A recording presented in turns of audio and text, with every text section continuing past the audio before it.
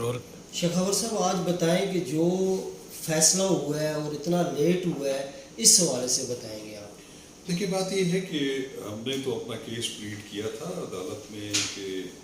یہ جتنے بھی ملزمان ہیں اور خاص طور پہ جو تھراپی ورکس کے مالک ہیں ان کا ایک بڑا کلیدی رول ہے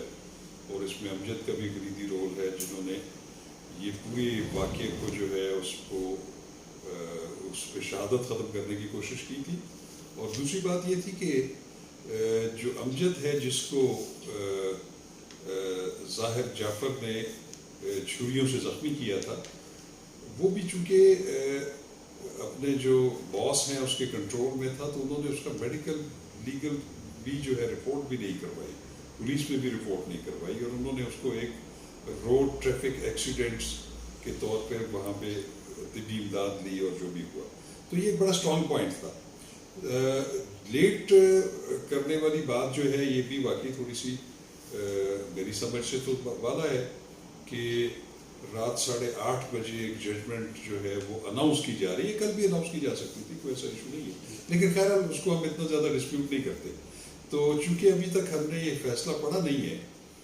فیصلہ جب پڑھیں گے اس میں جو انہوں نے وجوہات لکھی ہوں گی کہ کیوں انہوں نے ان کو ضمانت جو ہے اس پہ پر رہا کیا یا رہا کرنے کو حکم دیا, تو اس میں ہم دیکھیں گے کہ اگر اس میں کوئی ایسی بات ہوئی کہ ان کا فیصلہ جو ہے وہ جو ضمانت دینے کے جو نظائر ہیں اور روایات ہیں اگر ان سے ہٹ کے ہوا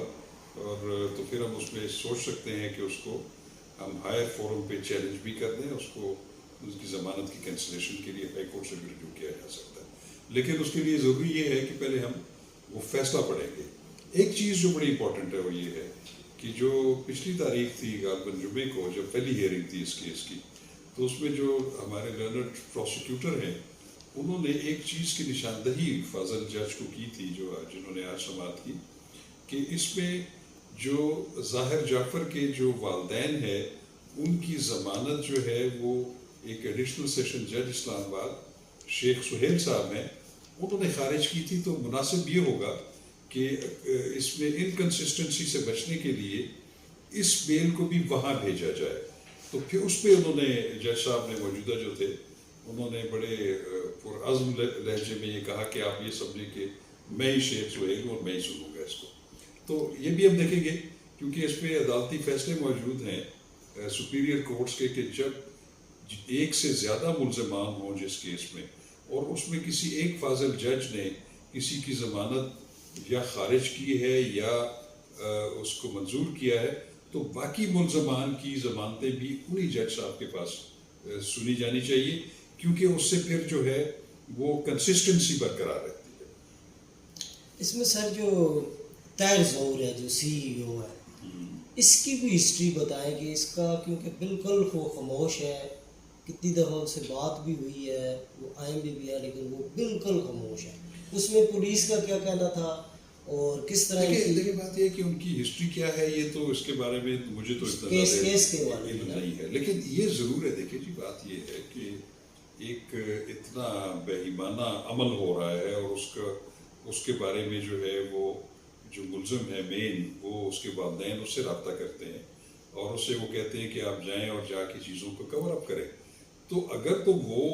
ان میں کوئی ایسی بدنیتی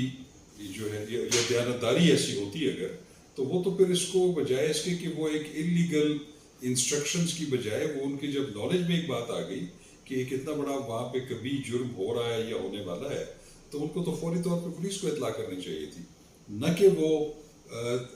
ظاہر جعفر کے جو والدین ہیں ان کی انسٹرکشن کے مطابق وہاں پہ ان کو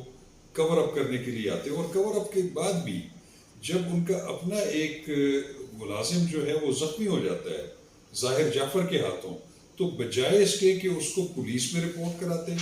وہاں پہ اس کی انجری رپورٹ بناتے پھر ہاسپٹل میں اس کو ایز اے کرمنل کیس وہاں پہ میڈیکل لیگل رپورٹ جو ہے وہ لیتے, انہوں نے وہ نہیں لی. اس کو انہوں نے ایک روڈ ٹریفک ایکسیڈنٹ کا نام دیا اور اس کے تحت علاج کروایا. تو یہ اٹ سیلف ایک بہت بڑا جرم ہے کہ آپ نے ایک قابل دست اندازی جرم کے ہونے کو جو ہے وہ ظاہر نہیں کیا بلکہ اس کو دوسرا رنگ دینے کی کوشش کی. تو یہ تو بہت بڑا جرم ہے پاکستان پینل کوڈ میں. تو آج سر کہ ہمارے جو صدر مملکت ہیں ان کا کچھ مختلف چینلز پہ بیان بھی آ رہا ہے کہ اس کو جلد ایسے مختلف لاہور کے کیسز ہیں اور یہ اتنا سنگین واقعہ اور چند ہی قدم یہ جو ہمارا مملکت ہے وزیر مملکت جتنے ان کے بھی آج بیان تھے کہ اس کو جلد پھانسی ہونی چاہیے. تو اس حوالے سے بتائیں کہ کیا اس کی کتنی طاقت ہے اس الفاظوں کی؟ دیکھیے جی بات یہ ہے کہ ایک تو سب سے بنیادی چیز یہ ہے کہ پولیس نے اپنا کیس بنانا ہوتا ہے, تفتیش کرنی ہوتی ہے. میں یہ سمجھتا ہوں کہ ابھی تک جتنی تفتیش ہوئی وہ بالکل ٹھیک لائنس پہ ہوئی ہے جیسے کہ اس طرح کے کیسز میں ہونی چاہیے. آگے پھر یہ عدالتوں کا بھی کام ہے. جہاں تک ضمانت دینے کا تعلق ہے, میں آپ کو ایک بات بتا دوں, یہ ایک ثوابدیدی اختیار ہوتا ہے کسی بھی جج کا کسی کو ضمانت دینے کا. تو اس میں کوئی ہارڈ اینڈ فاسٹ ایسے ہوتے ہیں کہ کچھ ایسے نظائر ہیں جس کو فالو کرنا ضروری ہے, لیکن یہ ایک ثوابدید ہے جو بھی جج ہے جو کہ ضمانت کی سماعت کر رہا ہے. لیکن اس کے بعد یہ بھی دیکھا جا سکتا ہے کہ اگر انہوں نے ایک غیر قانونی فیصلہ کیا ہے جو کہ قانون کے تقاضے پورے نہیں کر رہا, تو اس میں پھر پروسیکیوشن کے پاس یہ ایک ان کے پاس بھی اختیار ہے کہ اس کو ہائر فورم میں اس آرڈر کو چیلنج کر لیں. اس کے علاوہ جو آج صدر مملکت کی جو بات کر رہے ہیں اور وزراء کی, وہ ٹھیک ہے کیونکہ یہ ایک اتنا سینسیٹیو ایشو ہے کہ لوگ جو ہیں اس پہ خاصے پریشان ہیں اور اتنا بہیمانہ جو ہے یہ جرم ہوا ہے, تو اس کے بارے میں تو سارے سینسیٹیو ہیں. اس میں صدر مملکت بھی ہیں, حکومتی لوگ بھی ہیں, عام شہری بھی ہیں, لیکن یہ فیصلے تو عدالتوں نے کرنے ہیں. وہ منحصر ہے کہ عدالت کے سامنے ہم جو کیس پیش کریں گے اس کو کس طریقے سے یہ عدالتیں لیتی ہیں. تو وہ تو بہرحال عدالتوں کو تو ہم بھی ڈکٹیٹ نہیں کر سکتے, صدر مملکت بھی نہیں کر سکتے, کوئی بھی نہیں کر سکتے. ہمارا کام یہ ہے کہ ہم ایک اچھا کیس پولیس بنائیں, اس کو ہم صحیح طریقے سے پلیڈ کریں, تو یقیناً جو مجرم ہے یا جو اس میں ملزم ہے یا ملزمان ہے ان کو سخت سے سخت سزا مل سکتی ہے. اور اس کا سر کتنا عرصہ اس پھانسی کا ہوتا ہے, مطلب کہ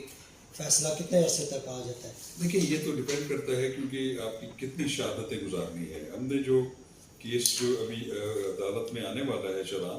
اس میں کوئی اتنے زیادہ گواہ موجود نہیں ہے. وہ پروسیکیوشن کی طرف سے کوئی اس میں تاخیر نہیں ہوگی, لیکن جو ملزم پارٹی ہے ان کا بھی یہ قانونی حق ہے کہ وہ اپنے ڈیفنس کے لیے جو ان کو جو مواقع دیے جائیں گے وہ ان کا بھرپور استعمال کریں, ان کا حق ہوگا. لیکن یہ ڈیلے جو ہے اس سائڈ سے زیادہ ہو سکتی ہے. لیکن یہ منحصر ہے کہ ہم یہ پروسیکیوشن کتنی ویجیلنٹ ہے, اور جن جج صاحب کے پاس یہ کیس جن کے پاس یہ تفویض کیا جائے گا وہ اس کو کتنا جلد اس کی سماعتیں کرتے ہیں اور اس کو اپنے ایک منطقی انجام تک پہنچاتے ہیں. گواہ کا بڑا اہم رول ہے, تو گواہ کے حوالے سے آپ بتائیں. دیکھیے اس میں زیادہ تر گواہیاں جو ہیں وہ فورینزک شہادتیں ہیں, یا وہ ٹیلی فون کالز ہیں,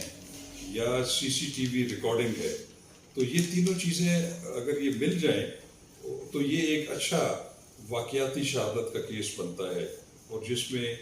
تمام جو تانے بانے ہیں وہ جو اس میں اصل ملزم ہے, ملزم ظاہر جعفر, اسی کی طرف جا رہے ہیں.